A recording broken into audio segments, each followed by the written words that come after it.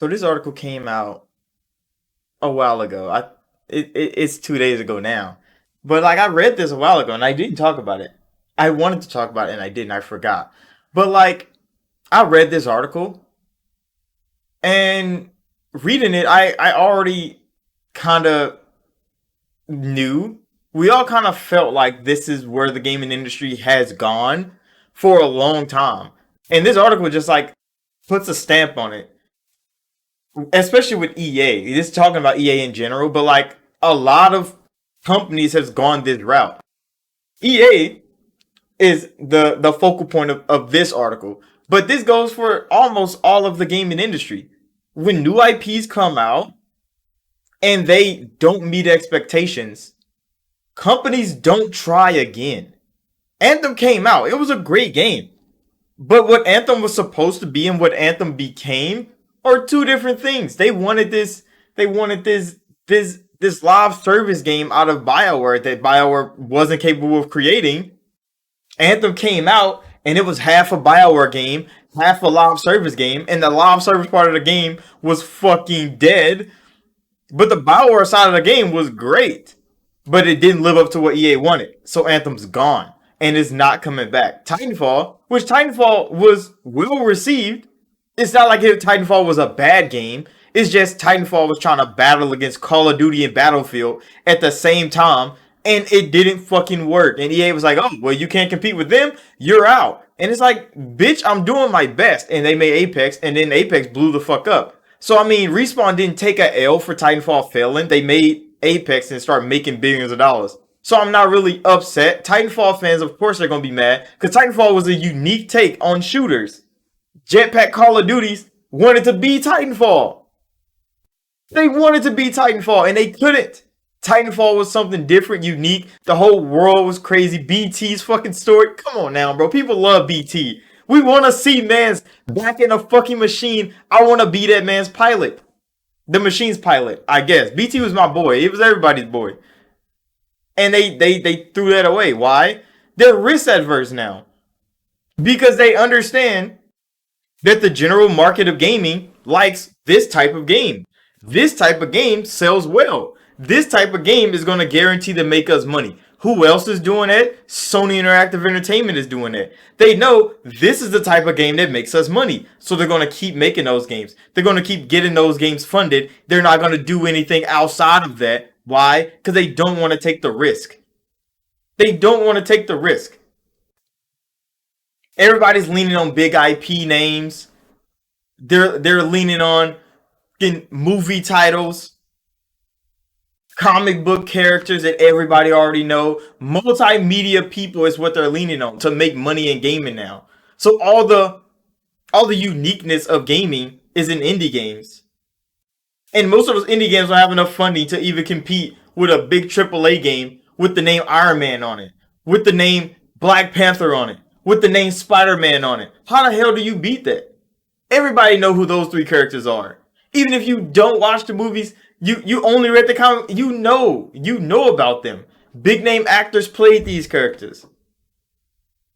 Then big name games, Mario, Kratos. People know these people, even if you only seen one of the games. You heard who Kratos is. Most people outside of gaming know who Kratos is. You don't have to be in gaming to know who Kratos is. The God of War. Come on, that's a big ass deal. The Last of Us went from a game series to a TV series. It's probably going to get a fucking movie soon. That is what, and they're only going to make more Last of Us content. They're not going to do anything else. They're like, Naughty Dog, you make Last of Us stuff. That's what sells. You're not doing anything else. And EA is taking that same route. So now we're just going to get the same fucking sports games. Why? Because they make money. Third-person action games. Why? Because they make money. And everything outside of that, you're looking at it like, are we going to get anything else? The two big name titles from EA, well, on the BioWare side anyway, those are coming back. But they're not going to be anything revolutionary. They're not going to try anything new. Why do you think, wait, they tried something new and it failed? So what do you think they're doing? They go back to the Milky Way. Get back on that Milky Way story. We need to bring the Reapers back because they tried something different and it failed. And I'm like, it's rough. It's rough. The gaming industry, everybody's going like this. And then people look at what Microsoft doing over there, and they see Game Pass, and they see games like Pentiment come out. They see Grounded come out. They see Hi-Fi come out. And they be like, oh, Microsoft can't make big AAA games. It's like, no, because all big AAA games are the fucking same. They're all the fucking same. So why not let developers make something they actually want to make? Obsidian wanted to make Grounded. They got to. They wanted to make Pentiment. They got to. They wanted to make Hi-Fi. They got to. Tango got to. These are games that you know they're not going to compete in the big AAA market. You know if they got to go sell for sale with Final Fantasy, they're not fucking winning. But you see Square Enix try to do something different. They made Forspoken, and guess what? They shut a whole fucking studio down. Forspoken failed.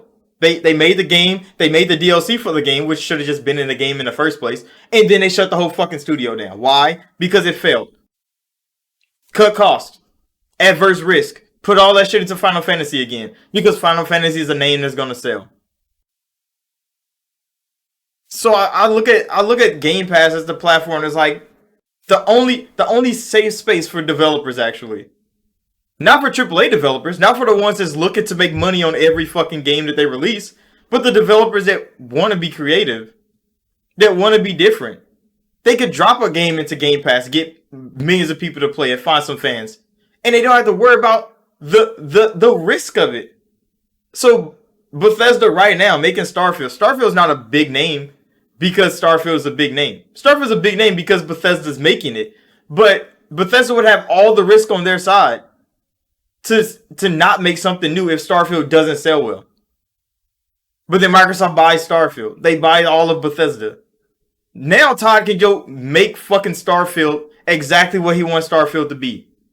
He don't have to compromise any shit except frame rates on consoles because they can't contain his fucking image. That's fine. Console is gonna have to fucking deal with it. I'm gonna have to fucking deal with it. I'm gonna play this shit on Xbox. I have the PC version too because of Xbox. But like, I mean, if I want to play it at higher frame rates, I will boot my PC up and play that shit there. I'm gonna conveniently play it on my Xbox. I'm not averse to that. But to know that Todd literally was out there saying like, hey bro, we got to make Starfield. We got to put high detail food in this fucking game because we wanted to. Those things would have probably got butchered out. If Todd was left there with ZeniMax to just make more money for ZeniMax. Come on now, bro. They would have gutted the fuck out of that game. Everybody say, oh, another Fallout 76 situation. Why the fuck did Fallout go like that? Why the fuck did Fallout 76 come out? Why was it live service? Why? Because ZeniMax Media needed Fallout's name to make some money, bro. They needed Elder Scrolls' name to make some money. They made Skyrim. They haven't made another Elder Scrolls game. Make Elder Scrolls Online. We need Elder Scrolls' name to make some money. It's a big name in gaming. Everybody knows it. It has 5 installments. They went live service and they failed to me. Fallout 76 failed in a lot of people's eyes. Do you think Bethesda has to do that now? That they got Microsoft and Game Pass to back them? Fuck no. Todd can go make Starfield, put everything he wants in fucking Starfield, and just drop Starfield. Don't have to worry about how much it fucking sells. He don't have to worry about how much it fucking sells. And that's kind of the beauty of what Microsoft has built on the Xbox side of gaming. Because all that risk aversion, most of the developers there, they don't have to deal with that. The high profile ones, of course, like Coalition, freaking Turn 10, people that are known to make these type of games, they're going to still make their AAA counterpart games. And they're going to be required to produce that. But when you look at Machine, Tango, all of them, the smaller ones, they're not competing in the fucking AAA space. Let them go make some shit that just get the fans going. And it's kind of sad because I like Anthem. I still play Anthem to this day. I don't know, bro. Anthem was such a great, unique experience on gaming. And I hope that they take whatever the fuck Anthem was built on and use it to make the fucking Iron Man game. Because there's no game like Anthem on the fucking market. And there will never be another game like Anthem on the market. Why? Because Anthem was a risk. a deep ass risk on something new, and it didn't pan out. So when it comes to gaming and risking it, because we saw Sony's numbers, $200 million for Horizon over 6 years, almost $300 million on The Last of Us 2 over like 7 years. They don't want to fucking risk it. They don't want to risk it not selling well. They don't want to risk it on anything else. Like if they're going to spend $200 million, of course they're going to spend it on The Last of Us. You think they're going to spend it on something small? You think they're going to spend it on something new? On something that failed already? No. They're not even going to fucking risk it. Why? Because it's about the money. But now take the money out of it like Microsoft did. Now it's just about the game. What do? You go create some shit. That's all left for the developers to do on the Xbox side. Go create some shit. That's why all these third party developers are putting a non AAA games in Game Pass. Some AAA games come, but you see Capcom, they're dropping Exo Primal in the Game Pass day one. That's a new thing. A new thing they're trying out. All the risk is gone. Why? Because they don't have to sell it. They don't have to sell it. It's in Game Pass. So they're going to get people to play the game, to buy the game, if they like the game, but they're not risking anything because Game Pass has millions of people in there. You see how many people get in the game. If they like it or they hate it, you learn from it, and then you go make something else. You go make something else. That is smart. That's good business. That's how Microsoft's Game Pass is being so good for business. Sony doesn't like it. Why? Because it cannibalizes sales. But what about when those sales are not going to meet your expectations anyway? What happens then? Oh, you just shut the studio down. Everybody loses their fucking job. All the hard work you put into this, it wasn't good enough. Damn, that is Sony's mentality on gaming. That is Square Enix's mentality on gaming. That is EA's mentality on gaming. Like, oh, you didn't meet my expectations? Going to shut you down? No more. Go back to making something that makes money. And that's cooked, bro. That stunts creative growth. Instantly. Instantly. But nobody want to talk about that part of gaming. The light side of gaming is what Game Pass has been doing for creators everywhere. The Idea Xbox program just came. Not all of them are going to drop in Game Pass, but some of them did get a Game Pass deal. They're going to have more eyes on their game than they could have ever asked for just publishing this game on their own and releasing it out into the market, into the wild. And they probably got paid substantially by Microsoft to put that game in Game Pass, and it doesn't even have a name. But they get to make one. So their next game probably going to be Peak. Who knows? Nobody knows. But at least it's a good fucking start, bro. And at least it doesn't get your fucking game gutted like it did Anthem.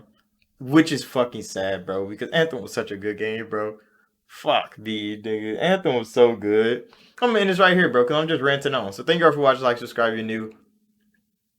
Everybody's just playing it safe in gaming, bro. And it's I mean, it's kind of sad, but most gamers out there, most casual gamers out there, just want to play the safe game anyway.